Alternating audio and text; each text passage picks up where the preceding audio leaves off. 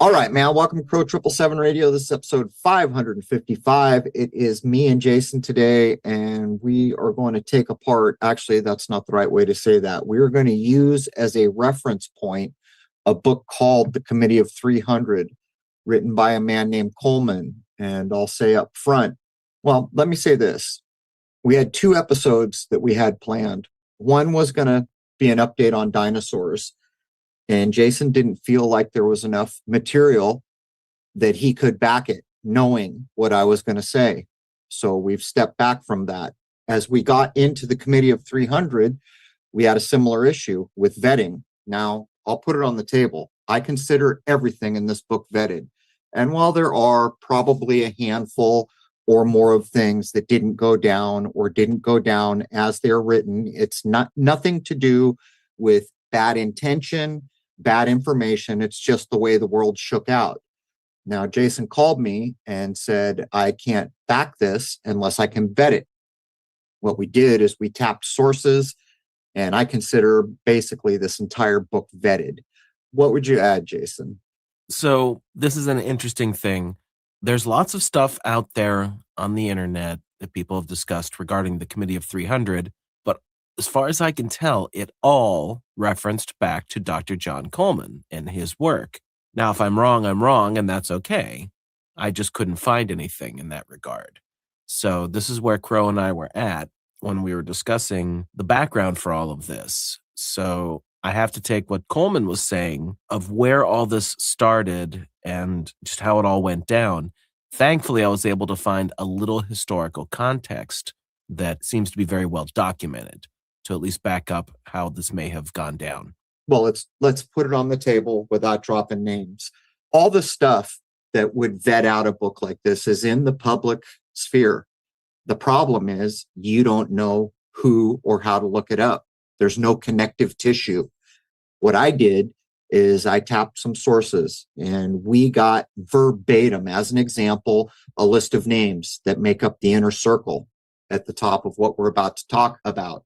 We got other names, which I handed to Jason, and Jason was then able to vet this out. But what we have been told from people who are way more informed about world affairs than I will ever be or ever care to be is that basically Coleman published this through kind of a lesser known publisher and basically went mostly into hiding for the rest of his life.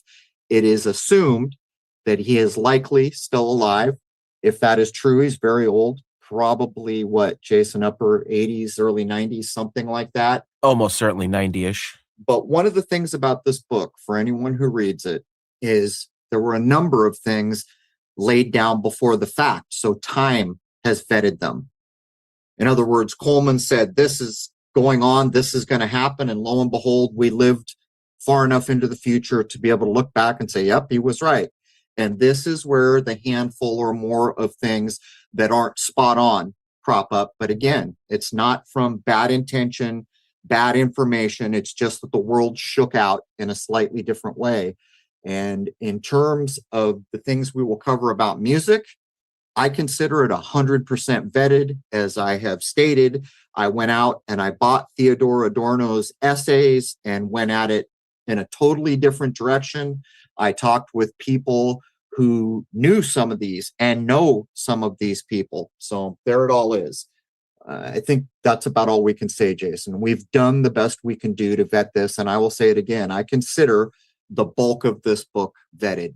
So Dr. John Coleman appears to have worked for the Crown adjacent to spies in the MI6, but doesn't seem to have been an actual agent himself. Regardless, this seems to have given him the opportunity to be exposed to numerous circumstances that most would never be near. From these situations, he was able to examine numerous concealed documents and ask questions of many people that the general public would never be given the opportunity to do. He published 12 books exposing the New World Order, or the One World Government as he preferred it to be called, focusing specifically on the Committee of 300. In his book, Conspirators' Hierarchy, The Story of the Committee of 300, Dr. Coleman explains the methods and mechanisms used by the elite to control and socially engineer the global population. Dr. Coleman stated, There is no need to use they or the enemy except as shorthand. We know who they, the enemy, is. The Committee of 300, with its Eastern liberal establishment aristocracy, its banks, insurance companies, giant corporations, foundations, communications networks, presided over by our hierarchy of conspirators. This is the enemy. And that is a fact. What I'll say here is that even if we couldn't have vetted it to a level that I feel is acceptable, or Jason, because I rely a lot more on my intuition, and Jason relies a lot more on show me where I can track it back and prove it in some way beyond a single author. If there were numbers of things that weren't quite right, but the overarching implications were correct, what this does is it absolutely frames the world we're living in. If you go back to the Godzilla episode that we just did with George Mesa, Michael Hoffman actually grabbed an excerpt out of the description, which talks about what worldwide media is now. That's in the description to the episode. This is where we are. What we're about to outline shows the entirety of the systems that we reside within that create and further modern life. And it's all controlled, and it is all dehumanizing. As a matter of fact, if I was going to so blatantly and bluntly label it in a very general way, it seeks to make or keep human beings at an animalistic level. It seeks to prevent human beings from being human beings, basically. The Committee of 300 is the ultimate secret society made up of an untouchable ruling class, which includes the Queen of England, the Queen of the Netherlands, the Queen of Denmark, and the royal families of Europe. These aristocrats decided at the death of Queen Victoria, the matriarch of the Venetian Black Guelphs, that in order to gain worldwide control, it would be necessary for its aristocratic members to go into business with the non-aristocratic but extremely powerful leaders of corporate business on a global scale. And so the doors to ultimate power were opened to what the Queen of England likes to refer to as the commoners. The sheeple, those animals, the masses, they usually drop the M, the asses that they rule over. But from my point of view, this was always intended, and it was always intended to be accomplished with what we call corporation. I have done a lot of research on how corporation came to be. One of the lines that I like to point to is the claim, and I can't go back or vet any better than I can. I wasn't there. It was quite a while ago, but this is the claim. There were a number of runs to get corporations going, and they kept getting turned down with this being said. No, absolutely not. How does this possibly benefit living men and women, human beings? And it kept going. They kept making runs, and eventually they refashioned it to appear as a protection for Black people. Now, in this version of how we got corporations, and in this claim, it was finally allowed that it would be corporations would come to be, and they would protect Black people. But within this claim is that the first year it was allowed, there were more corporations that we would recognize as we do today than there were supposedly protecting any minority. And I will remind everybody, words have names. Words have meaning. Words have an intention. They have a register of sound, a vibration level, all of which is known. And to simply ask, what is the meaning of this word, is to begin to know more about what you're looking at. Corp oration, or as I like to say, corpse oration, is a bit like the speaking dead, because it is a body, or called a body, that is not alive, that is given the rights of a living person. So to put all that together, there's my shake. I don't know if you view it like I view it, Jason, but I view it as if the corporation's original intent was to do bad things. Well, it certainly seems that way. And by the way, we need to mention that almost all of what we're going to be reading here and discussing is coming right out of the book, with some extra context that I've added. So this is almost all Dr. John Coleman's words. So when you hear me using the first person, it's referring to Dr. Coleman. So we or I was given names that some of them were used for Jason to vet out. And I'm not dropping names. We will drop a few, like the inner circle, because they're individuals we've covered in the past. But it doesn't matter really who they are. What matters is what's been done and what's being done and what our immediate future could look like if there's success by this place. Certainly, a fair number of us are aware that the people running our government are not the people who are really in control of political and economic matters, domestic and foreign. This has led many to seek the truth in the alternative press, those newsletter writers who, like me, have sought but not always found what it is that is making the United States terminally ill. Seek and ye shall find has not always been the case with this group. What we did find was that the people walk in great darkness, mostly not caring or bothering to find out where their country is headed, firm in the belief that it will always be there for them. This is the way the largest population group has been manipulated to react, and their attitude plays right into the hands of the secret government. And I'll make a case in point. How is it possible that all these decades with the smartest minds we have in this country, that long ago it was not shouted from the rooftops, election? What are you talking about, election? There is no election for the highest offices in this country. We're being polled. Those so-called elections have no sway over who is chosen, who is seated. Things like the Electoral College at the highest level. This is a rigged game, and it's rigged in plain sight. How can it be that a rigging of this kind in such plain view has not been latched onto and run up through the highest courts of the land? And this should tell everybody something. Is it about spellcraft? Yeah, probably.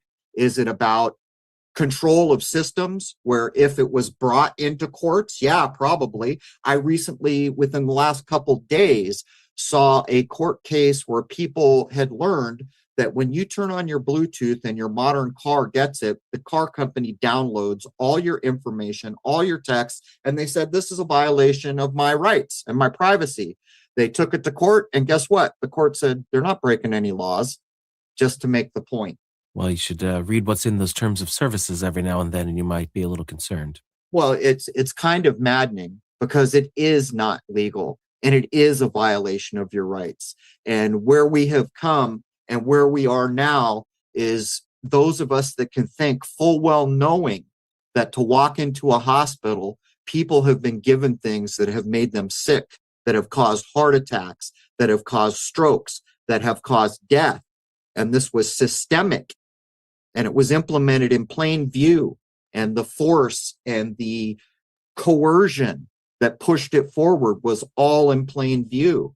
And this is kind of like the apex, I would estimate, of what we're talking about and what is happening and what is very nearly about, that brass ring is very nearly about to be grabbed, if they can grab it.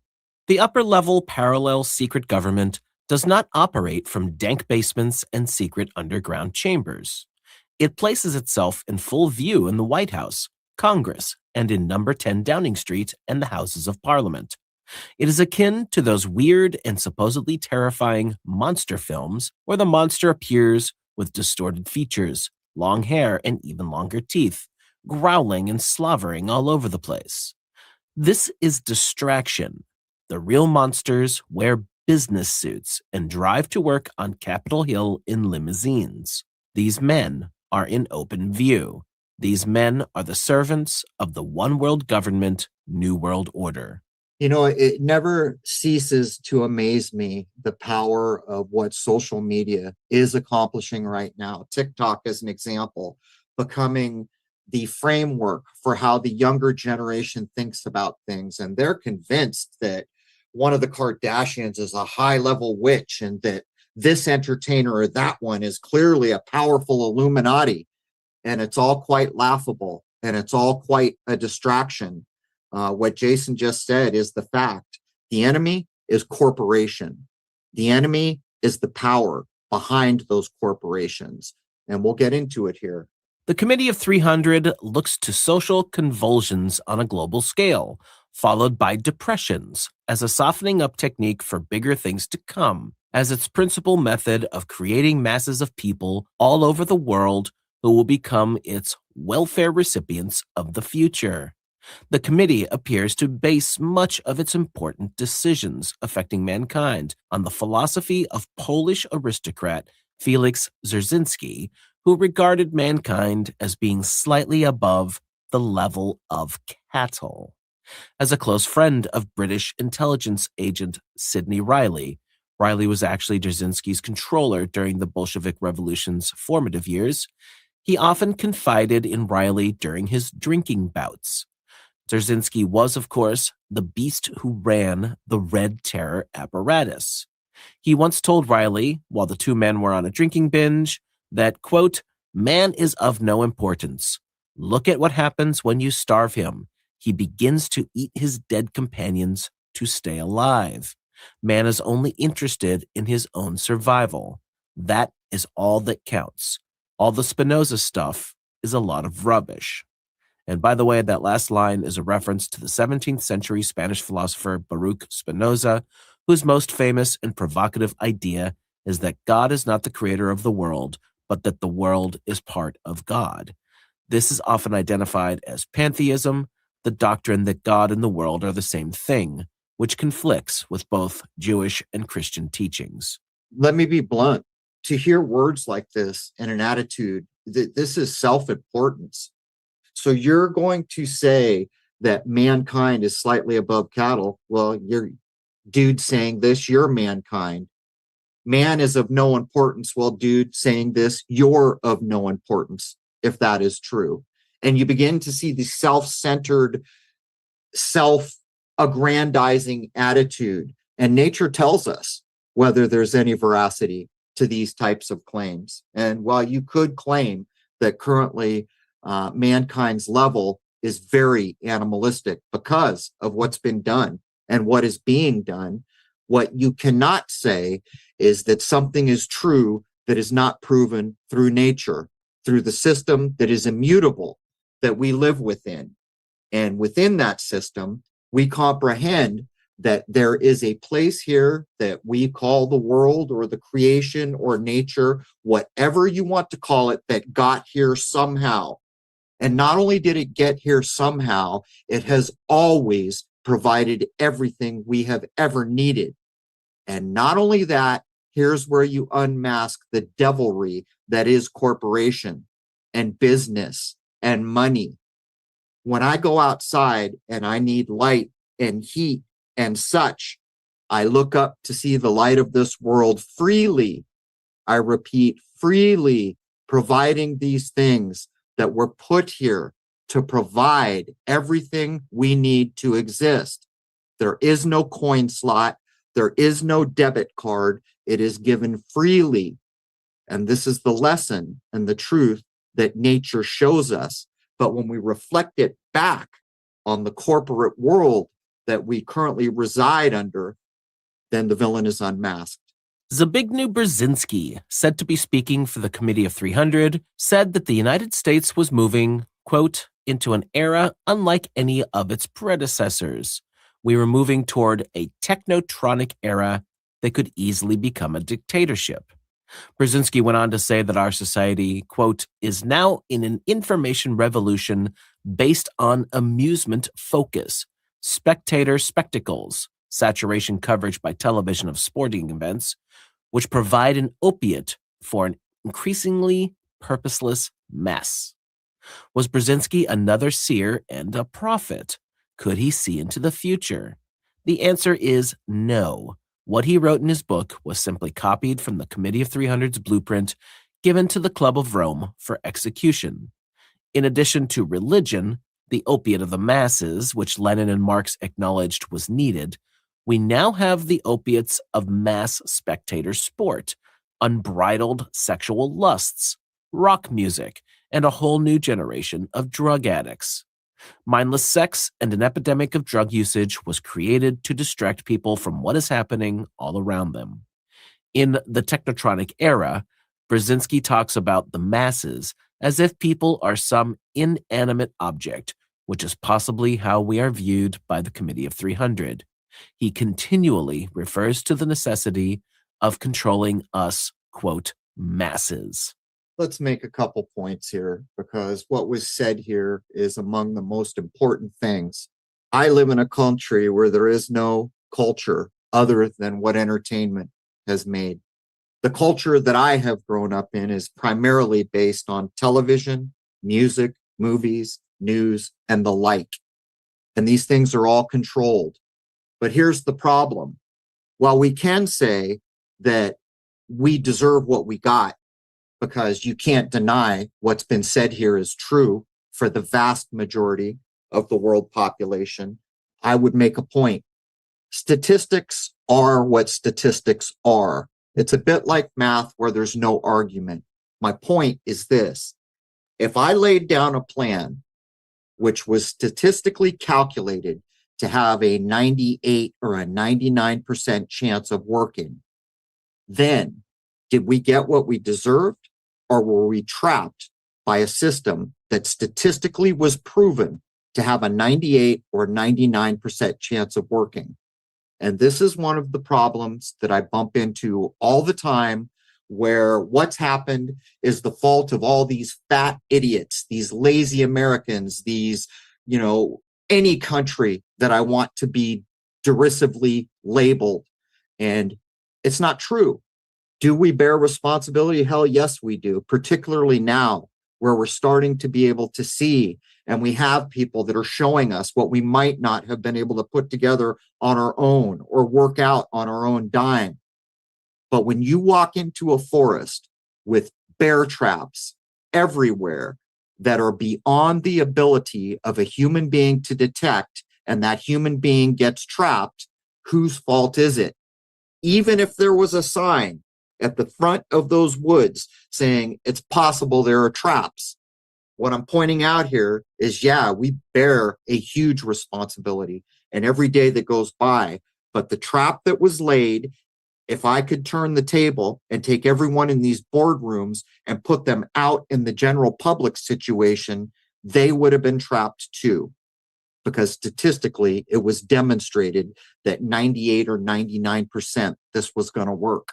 At one point, Dr. Coleman says that Brzezinski had let the cat out of the bag. Quote, at the same time, the capacity to assert social and political control over the individual will vastly increase. It will soon be possible to assert almost continuous control over every citizen and to maintain up-to-date files containing even the most personal details about health and personal behavior of every citizen in addition to the more customary data. These files will be subject to instantaneous retrieval by the authorities. Power will gravitate into the hands of those who control information. Our existing institutions will be supplanted by pre-crisis management institutions, the task of which will be to identify in advance likely social crises and to develop programs to cope with them. This will encourage tendencies through the next several decades toward a technotronic era, a dictatorship, leaving even less room for political procedures as we know them. Finally, looking ahead to the end of the century, the possibility of biochemical mind control and genetic tinkering with man, including beings which will function like men and reason like them as well, could give rise to some difficult questions. Now, let me point something out here. Coleman's book came out in 91, but he was quoting from Zbigniew Brzezinski, who was speaking of things decades earlier than that. So how long have they been figuring things out for how things are looking today? Well, we know certainly over a century, but I think it could be taken further into the rears. But how do you prove it? I don't know how you prove it. But I can demonstrate through the things that I have seen over the last roughly 100 years, the vestiges of the social engineering that is so prominent in the entertainment, which is the foundation of modern life in this world. And how is it that all of us who understand what cell phones, smartphones are doing, still push out of our minds the truth and the seriousness of what they're being used for and continue to use them. And what's worse, how about those generations that never knew a time before a cell phone was the way of things? I'll make a prediction based on what I have learned from nature, which I accept as wholly correct and wholly true, where there is no lie. In the long run, we're going to go into a world that is amazing beyond our wildest dreams.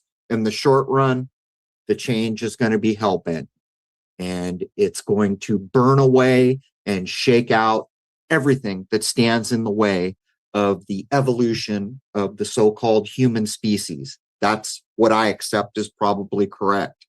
But again, everybody is starting to be aware of what social media was created for. I've been talking about it for, I don't know, it's been, Jason, a decade maybe. I've been harping on cell phones. To this day, people are constantly upset with me because the only thing that I will do with my phone is text someone or communicate with someone. That's it. Other than that, nothing else. And much of the time, my phone is off. At a certain time of night, it's always off. And yet, even at that low level of use, I know that I am guilty of taking part in what's happening. I don't know what to add, Jason, but this paragraph that you just read, if you go back and listen carefully, this is true. This is where we are. And the men who you referenced have been talking about this for longer than I've been alive. And I'm going to be 60 this year. So this ties back to the last episode we did on the computer hacking thing. When you see the kind of systems that they had decades ago, they knew with the computers that were coming out, what they'd be able to do with them and all of the data processing to be able to keep track of people and do what they're doing now. And of course, insiders knew where things were going before they were on the market. And think of the old standby that everybody knows is correct. What we get to use and what we see is 50, maybe 75 years behind what is possible. The first time this really sunk home must have been, matter of fact, I know it was, because that was the year that I was fired because of 9/11 and everyone around me was fired because of 9/11. So it was the end of 2000. There was an air show. And while we had become aware that there was this thing called a stealth fighter, and we'd probably even seen pictures at the air show, it was the first time I ever saw it with my eyes right there. And everything changed in that minute because all of a sudden I realized, holy crap, that's where we're at. And this is what they're allowing us to see. Now, if we roll this over to the technology, you tell me how someone like Frank Herbert could write about the Butlerian Jihad, because we have to do that. We either have to be slaved out to technology for some period of time, or we have to do something akin to the Butlerian Jihad. I don't see as there's any alternative unless it is possible to take control of the data-driven world away from those who mean harm. Brzezinski's book explains how America must leave its industrial base behind and enter into what he called a distinct new historical era. Quote, "What makes America unique is its willingness to experience the future, be it pop art or LSD. Today, America is the creative society. The others, consciously or unconsciously, are emulative." What he should have said was that America is the proving ground for a committee of 300 policies, which lead directly to a dissolution of the old order and an entry into the one world government, new world order. One of the chapters in the Technotronic era explains how new technology will bring in its wake intense confrontation that will strain social and international peace.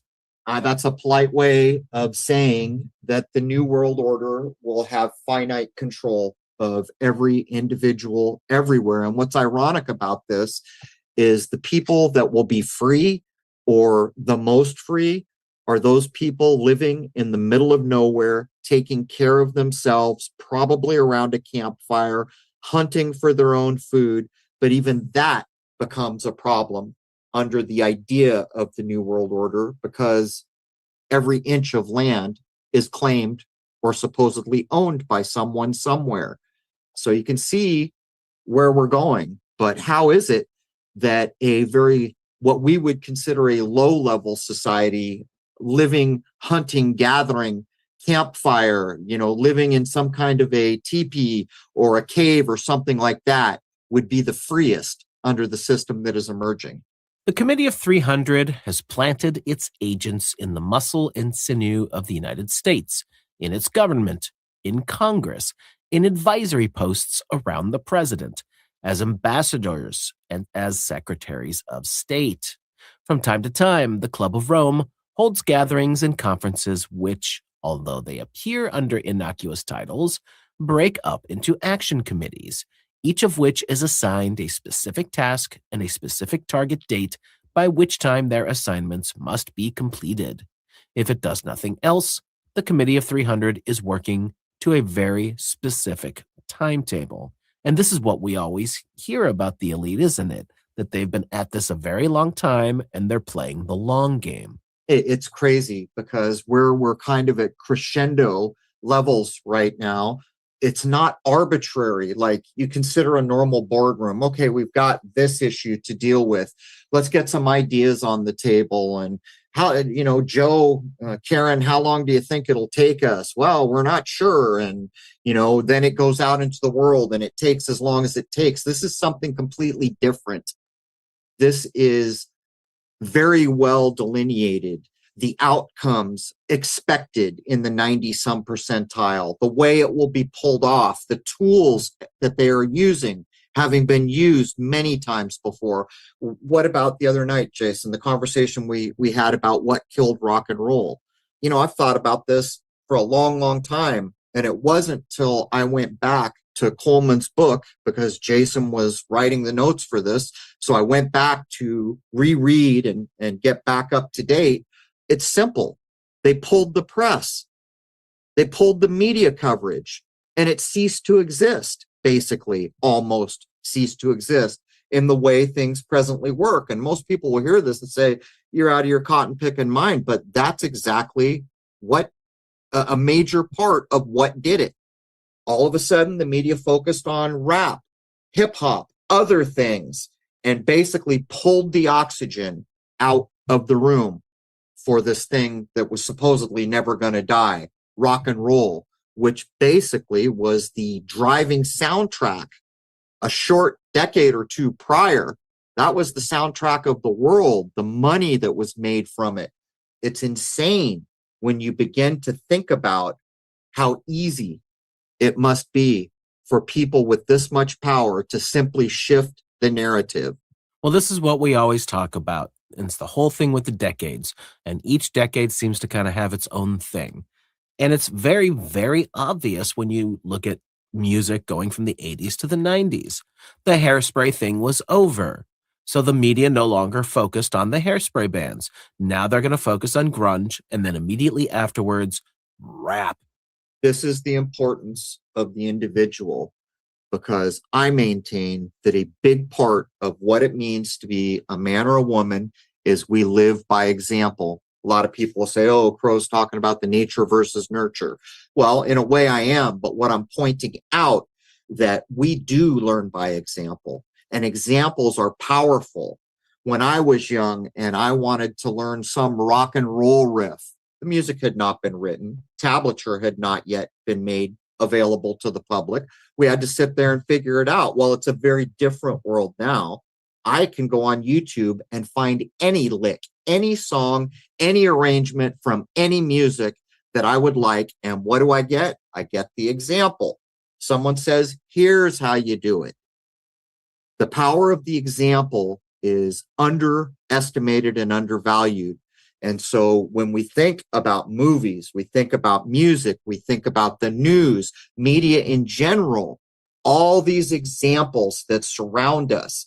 And in a world where you can show up at some kid's soccer game now where there might be 30 or 40 adults, how many times have you looked around to see 30 or 40 adults stuck in their phone? The example from nature, the example from society, the example from interaction with other human beings has been supplanted. Their faces are stuck in a media device. Dr. Coleman said in 1981 that we are set up politically, socially, and economically so that we remain locked into the Club of Rome's plans. Everything is rigged against us. If we are to survive, then we must break the stranglehold the Committee of 300 has on our government. In every election since Calvin Coolidge ran for the White House, the Committee of 300 has been able to plant its agents in key positions in government so that it matters not who gets the White House post.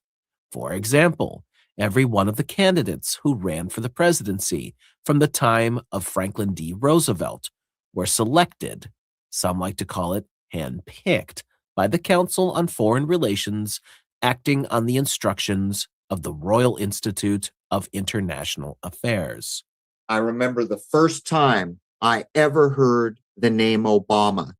It was in some offhand news. It was 1999, and there was this up-and-coming, promising senator that could make a bid for the White House someday. First time I ever heard the name. That's what it was. And it goes to show you. And he's sitting here hedging. We're selected. Some might call it handpicked. No, call it what it is. Yeah, selected by people who are not voters, who are completely independent of the sham that is voting. Hand-picked. It is what it is.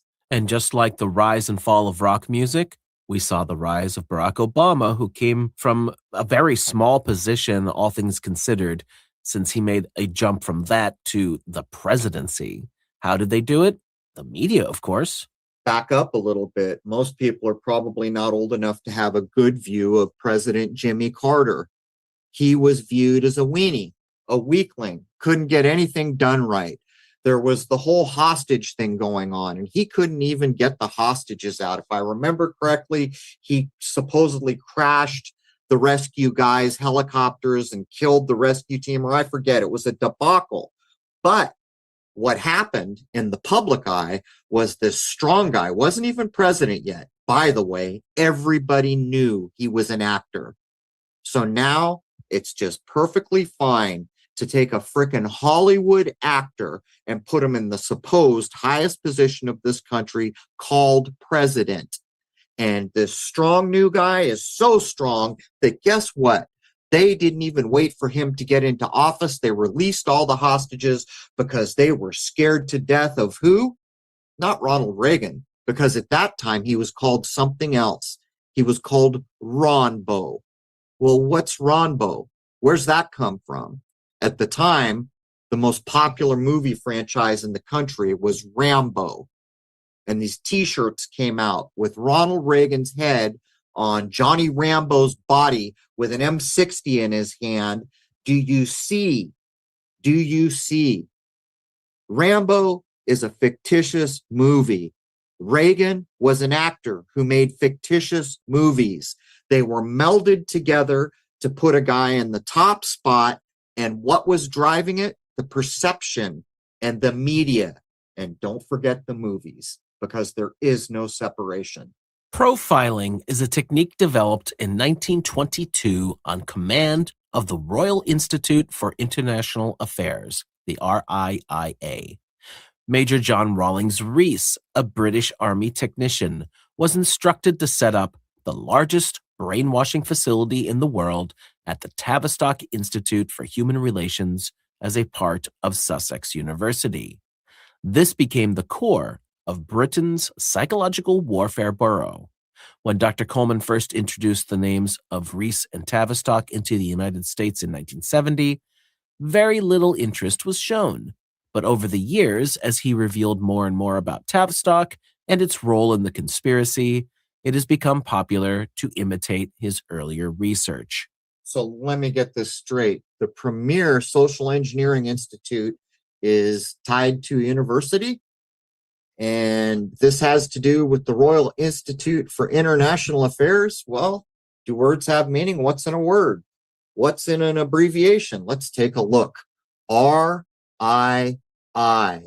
looks like you got a little 911 there. R is 18, 1 and 8 is 9. You got the two upright towers right after it. A is 1. It's the same game. And we're talking basically about brainwashing. Was instructed to set up by the British Army, a British Army technician was instructed to set up the largest brainwashing facility in the world. So there must have been a predecessor, right? Because they already know it's a thing. They're not saying, let's go invent brainwashing. They're saying, let's take brainwashing and make the largest facility. Anyone who wanted to waste their time to go down the rabbit hole would get back to the Frankfurt School and start to see just how long this has been going on and just who is involved. The inner circles in and around royalty, the lords, the ladies, it's the same story over and over. What would you add about Britain's Psychological Warfare Bureau, Jason? Well, I'm about to get into that. And Tavistock likes to paint itself as like this not-for-profit, helpful organization. And this next point is right from their website, the Tavistock Institute of Human Relations. Considering the alive, beautifully complex nature of humans and their relations, we attract people who thrive in a questioning atmosphere, people who embrace both the evidential and soulful. Our story. In our earliest history, just over a centenary ago, a group of medical professionals who called themselves the Tavistock Group worked with the British Army to help soldiers who had been prisoners during World War II return to civilian life and, equally as importantly, to help their families and communities adjust to having them back. From returning soldiers to rapid changes in business management, workplace demographics, and the adoption or rejection of new technologies throughout the 20th century, to the global social challenges of the 21st century, we pour ourselves into organizations needing change, individuals needing change, systems needing change. And sometimes the change needed is to accept change isn't needed. What arises from the Tavistock Institute of Human Relations isn't abstract. It's applicable study making a difference in all of our lives. Now, if you're capable of reading between the lines, they just admitted it all to you. It's unconscionable, it is creepy, and it is basically criminal thinking. Organizations needing change, individuals needing change, systems needing change. And sometimes the change needed is to accept change isn't needed. I mean, who writes this kind of crap? Do you remember the cover? For other people who would like to know more about Tavistock, one of the best pieces of writing that I've seen was from Daniel Estulin. I think the book's name is Tavistock, or it has it in the title. Right on the cover, Jason, do you remember the coat of arms? It has a sheep hanging from a steel belt wrapped around its waist, hanging from a chain. I forget. I looked up at the time. I think it's some kind of a device like from a coat of arms, but it's unreal what gets done in public. And if I'm not mistaken, Jason, isn't Tavistock, or wasn't it at one time right around the corner from the famous Beatles Abbey Road snapshot? Pretty sure. That's a good question. I'm not actually sure where it is physically located, although it is in London. Pretty sure that if I remember from the way back, like 7 years ago research, that the Abbey Road snapshot is a hop, skip, and a jump away from Tavistock, or where it was at that point, I guess. One of the most important areas of cooperation between what think tanks turn out and what becomes government and public policy are the pollsters. It is the job of the polling companies to mold and shape public opinion in the way that suits the conspirators. Polls are constantly being taken by CBS, NBC, ABC, the New York Times, the Washington Post. Most of these efforts are coordinated at the National Opinion Research Center, where, as much as it will amaze most of us, a psychological profile was developed for the entire nation. Findings are fed into the computers of Gallup Poll and Yankelovich, Skelly, and White for comparative evaluation. Much of what we read in our newspapers or see on television has first been cleared by the polling companies. What we see is what the pollsters think we should see. This is called public opinion making. The whole idea behind this bit of social conditioning is to find out how responsive the public is to policy directives handed down by the Committee of 300. We are called targeted population groups, and what is measured by the pollsters is how much resistance is generated to what appears in the nightly news. It is all part of the elaborate opinion-making process created at Tavistock. Scientists engaged in the process of conditioning are called social engineers or new science social scientists, and they play an integral part in what we see, hear, and read. Integral part, a permanently fixed part. Do you remember, Jason, when we had the insider come and talk about an inside look at press releases and polling? Do you recall? Yes, I do.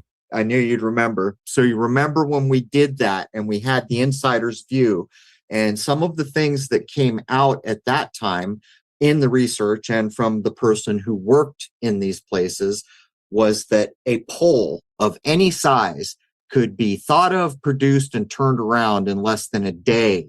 And the outcome was anything you wanted it to be. And one of the examples, if I remember correctly, was even something so simple as what I'm about to explain has a powerful effect on how opinions are shaped and skewed. Even hearing the words, 80% of all Republicans think this. Well, if you've already identified yourself as a Republican, even if you didn't agree with what you've been told 80% of people agree with, they know in advance that very few people will ever push against it, and the vast majority will simply become of the imaginary 80%. Is there anything you'd add about it? We did have the inside view. I should look up the, maybe if Rose is listening, she can look up the episode where I think it was NPR. No, it wasn't NPR. She'll know.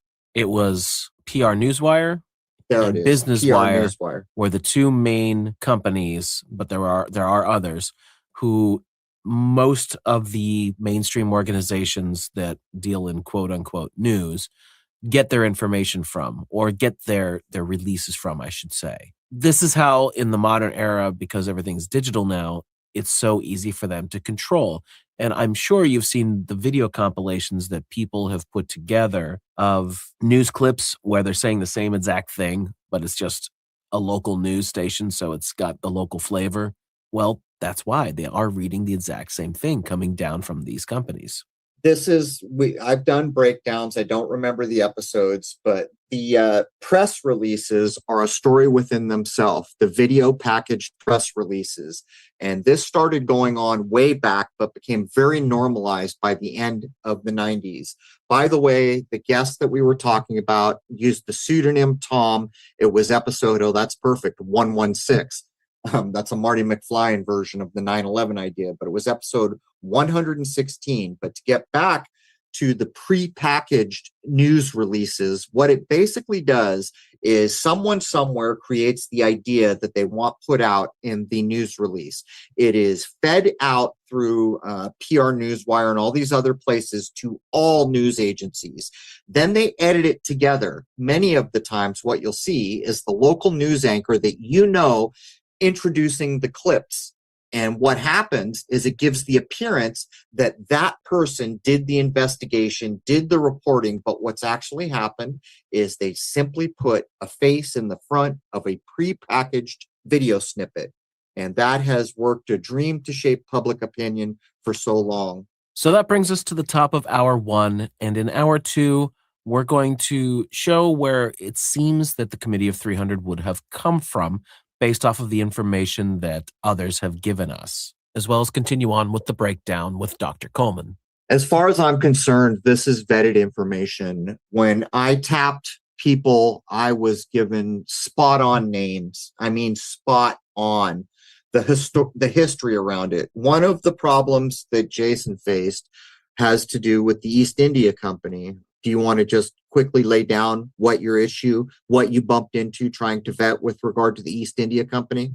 Well, it wasn't just the East India Company, it was all of this information. There's tons of stuff out there if you go looking about the Committee of 300, but all of it leads back to Dr. Coleman's work, which makes it very difficult if there's only a single source to say that this is where it comes from, take my word for it.